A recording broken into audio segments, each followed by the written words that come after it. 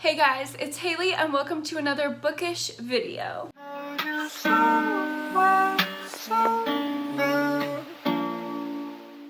So today I'm doing a very highly requested video. You guys know that I don't read a lot of classics on this channel, but people always ask me what my favorite classic books are, and I definitely think there are some classics that deserve to be read and that are very enjoyable.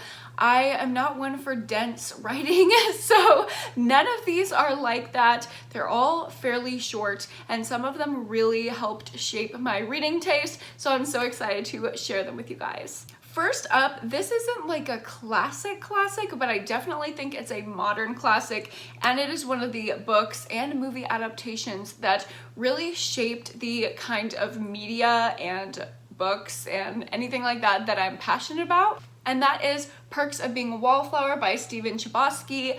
I absolutely love this story. If you don't know what it's about, it follows our main character. What's his name? That little man. Y'all know what I'm talking about. Charlie, yeah. It follows our BFF Charlie, and he is in therapy, and his therapist tells him to write letters to a friend. And we are the friend that he is writing to, kind of giving us updates on his mental health and where he's at. And it follows him as he goes through high school, makes friends, it goes through the ups and downs, and kind of faces a little bit of the trauma that he has faced throughout his life. So I really enjoyed this book a lot. It makes me sob every time I reread it. Same with the movie. So I highly recommend it if you haven't read it yet, or if you haven't seen the movie. I recommend both. I think this should be considered a modern classic. So this is kind of the one I'm throwing in there. Also, amazing mental health rep in this book. But the rest of this list is gonna be like very, very classic classics. Like when you think of classics, you are probably thinking of these books. So my first recommendation is gonna be The Great Gatsby by F. Scott Fitzgerald. This is my favorite classic book. Hands down, no competition. It's a very classic story of Mr. Gatsby, king of the fucking 1920s, and he's just living in his big old mansion, and across the way, he's looking at Daisy Buchanan with her ugly, disgusting wife, and just husband, and just pining after her, and our narrator Nick is kind of caught up in this world.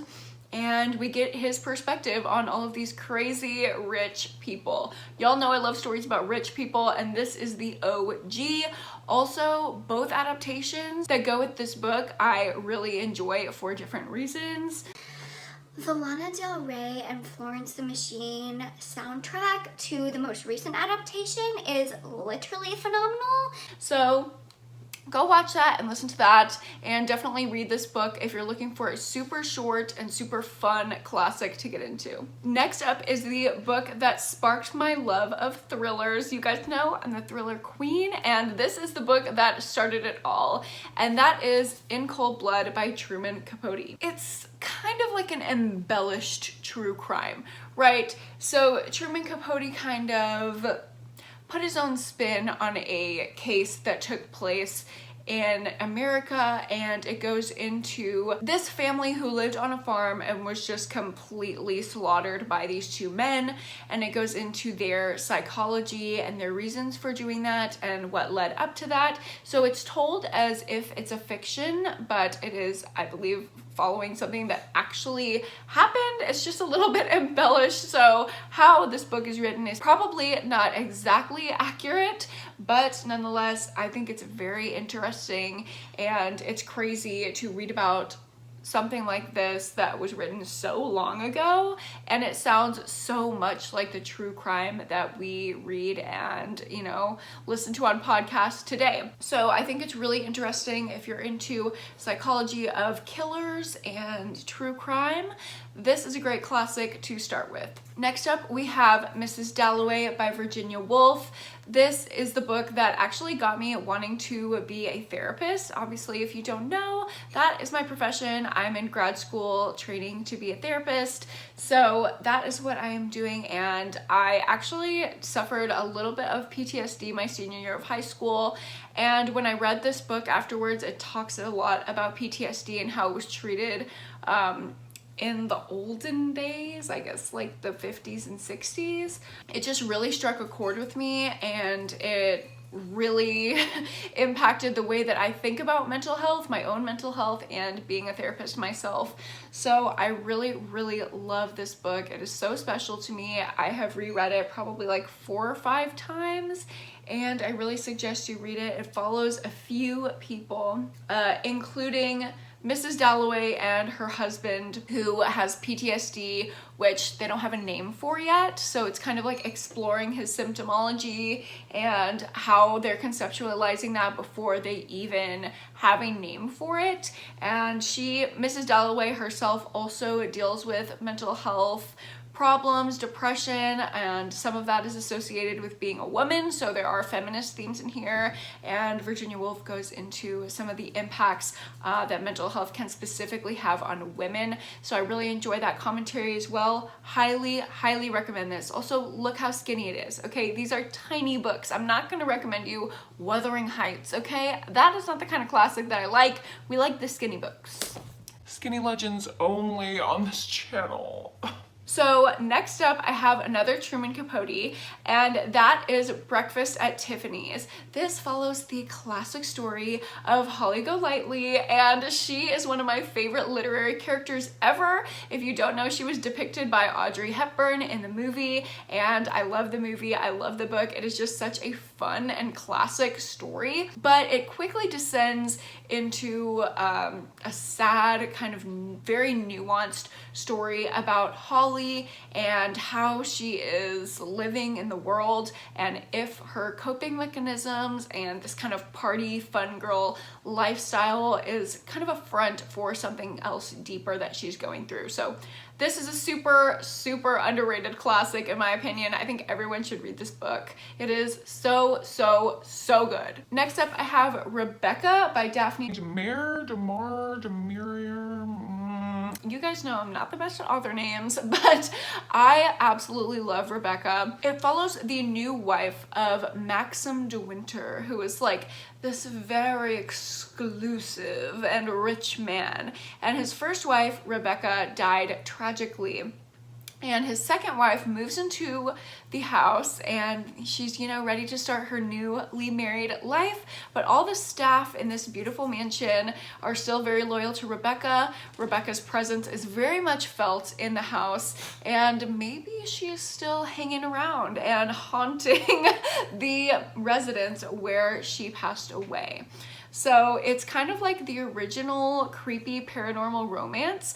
This does have a little bit more flowery, descriptive, classic language that you would think of when you think of a classic, but it is just so entertaining and creepy that I don't think it takes away from the story at all. And I highly recommend you reading this if you haven't yet and you like that kind of paranormal vibe. This is kind of like the original Verity by Colleen Hoover. So if you like that book, highly recommend. Mochi, if you start squeaking that toy, we're gonna have problems. Don't haha me. Next up is like a very classic. I'm pretty sure everyone... Okay, we have the naughty little Mochi who's been growling in the background. Yeah, you can't be down there with your sister if you're gonna attack her. I'm pretty sure everybody was forced to read this one in school. And that is 1984 by George Orwell. I think this is the best book that I was forced to read because of high school. It obviously goes into 1984, which was like so far in the future when this was written, and it's about Big Brother and the way that the government and the society standards and the man will end up controlling us in the future. And I am just blown away by the fact that this is still so relevant, and it is almost 100 years after this was written. So I think that is pretty amazing. And it also has a lot of romance and forbidden romance in this book. So if you like stuff like that, then I highly recommend revisiting this classic that maybe you spark noted in high school, because it's actually really good.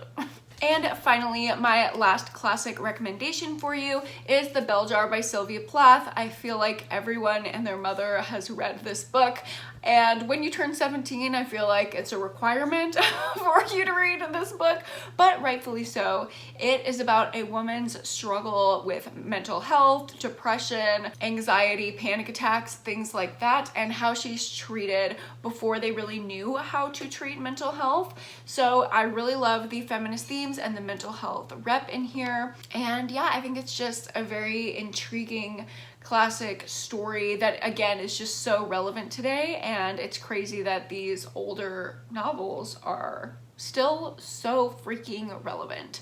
So that is my final classic recommendation. I don't think you're going to be bored by picking up any of these, so I really hope you take some of these recommendations and try out a classic. I know it's not the most fun reading experience, but I genuinely love all of these books, and they stand up to the contemporaries that I'm reading today as well. So let me know in the comments if you agree with any of my recommendations, or if you don't, I just want to have a conversation. And thank you guys so much for watching this video. I will see you in my next one. Bye.